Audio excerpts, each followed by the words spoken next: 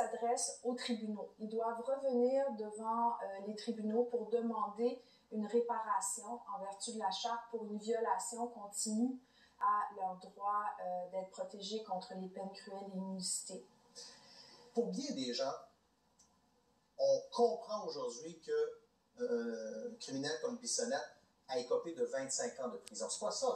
Il est toujours emprisonné à vie. Absolument. La peine, c'est l'emprisonnement à vie.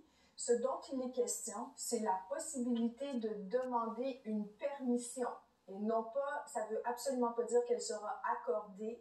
Donc, une permission demandée après 25 ans d'emprisonnement d'être libéré sous condition dans la communauté parce qu'on est toujours, et il le sera toute sa vie, assujetti à une peine d'emprisonnement à vie et à tout moment, il peut retourner à l'intérieur des murs de la prison.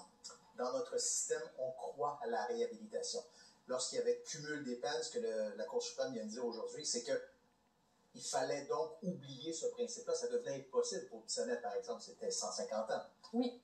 Alors, la Cour suprême nous dit la dignité humaine, elle doit comprendre une possibilité de réhabilitation. Dans notre système, on croit et on doit envoyer le message que c'est possible de changer, de s'amender, de se réinsérer. Pour les familles des victimes, puis on l'a entendu dans le reportage, qu'ils craignent, c'est dans 25 ans de croiser le meurtrier de leur père, par exemple, sur la rue. C'est pas gagné d'avance. Quelqu'un qui a commis 6 meurtres comme ça et d'autres qui ont commis plusieurs meurtres, c'est pas gagné d'avance une libération conditionnelle. C'est complexe pour eux. Absolument. C'est une crainte qui est légitime.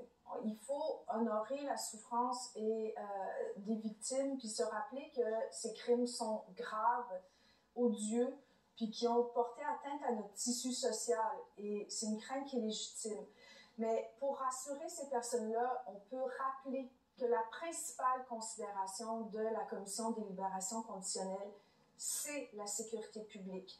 Et quand il y a un meurtrier multiple qui se présente devant la Commission des libérations conditionnelles, elle ne le libérera pas dans la communauté, à moins d'être certaine qu'il ne présente plus de risque pour la sécurité. Donc, on ne traite pas une demande provenant de quelqu'un qui a commis un meurtre, bien que très grave, le meurtre prémédité, mais qui en a commis un, on ne le traite pas de la même façon qu'une personne qui en a commis 6. On s'intéresse toujours à la dangerosité de la personne. Donc, une personne qui a été dangereuse au point de tuer 6 autres de ses concitoyens, évidemment, quand elle s'adresse à une commission pour demander sa réintégration sociale, c'est sur le risque qu'elle présente que la commission se penche.